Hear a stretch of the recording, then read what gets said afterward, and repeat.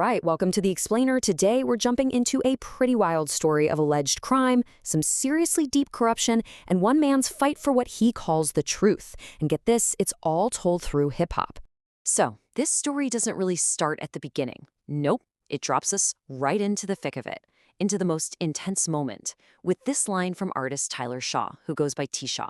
He just throws us directly into the chaos. To really get what's going on here, we have to go inside this one room where, according to TShaw's music, everything just went completely sideways. Okay, so the way Shaw tells it, it all kicked off with something super simple. A knock at the door. But on the other side, he says there was a man named Vern holding a pistol and, as Shaw puts it, trying to play pretend.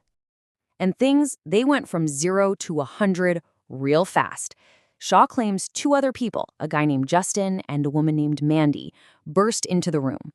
And Mandy, he says, had a hammer. The whole scene just became, in his words, unglued. So, yeah, things definitely got violent. But here's where it gets really interesting. Shaw's reaction.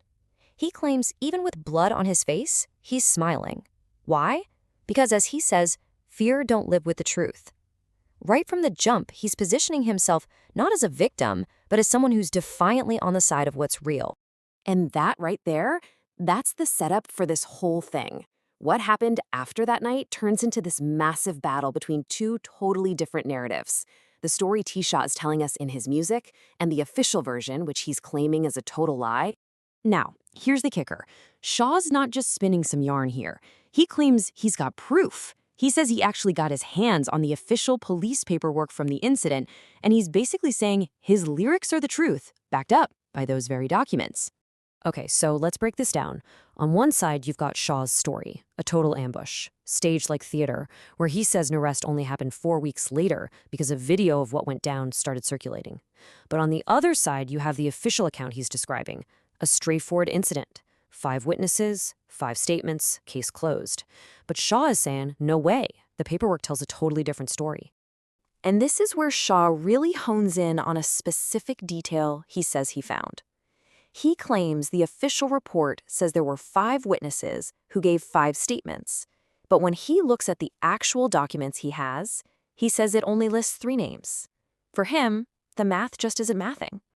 So for TShaw, the conclusion is, well, it's pretty blunt.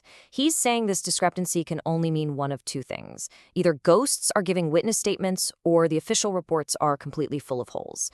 And, he's definitely betting on the second one. Which kind of makes you wonder, right? How did it even get to this point? In one of his tracks, Shaw calls the time leading up to all this the perfect storm. Just this absolute collision of personal and professional betrayal. You see, for him, this wasn't just some random bad night. It was everything, all at once. He felt his inner circle was packed with fakes, that people he thought had his back were suddenly switching teams.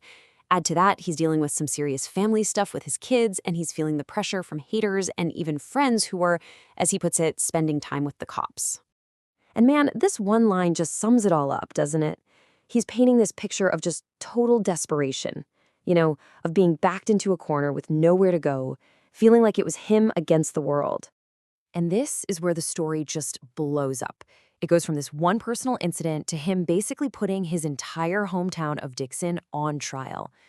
He's not just calling out a few people anymore, he's putting the whole system on blast. Okay, get ready for this, because in his track, Hit 'Em Up, the allegations he makes are, wow, they are explosive. He accuses a judge of trading sex to get inmates released. He claims overdoses are really murders being covered up. He says the police let evidence just fade away, and that officials tried to frame him. He even alleges there's a group recording and selling sex acts online, and that, in his view, Republican donations are keeping this whole corrupt system going. So the big question is, if all this was happening, why did he stay quiet for so long? Well, he claims it was to protect his family. He felt like he was literally trading his own freedom for their safety, all while watching what he calls a corrupt system just play games with the law. But eventually, he just hit his breaking point. He was done being silent. And instead of trying to go through the official channels, which, let's be honest, he clearly doesn't trust, he decided to fight back with the most powerful tool he had, his music. And you can really feel this in his lyrics. He's not just making a comeback album. No, this is his act of defiance, his way of blowing the whistle. In his mind, these songs are the evidence. He's back, and he's not just talking. He says he brought the receipts. And that leads to this. He calls himself the new law. I mean, that's a powerful statement. He's basically saying if the system that's supposed to deliver justice has failed, then he's going to become his own form of justice, holding people accountable through his music. So, when you boil it all down, what's the big picture here? What you have is the story of one guy using his art to completely sidestep the traditional justice system. He's armed with lyrics that he calls his documentation, and he's making his case not in a courtroom, but in the court of public opinion.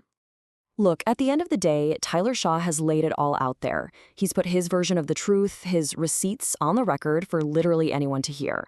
And in this day and age, it really makes you think, where's the line between telling a story and presenting evidence, between art and accusation? He's put the ball in the audience's court, and the final judgment, well, that's left up to us.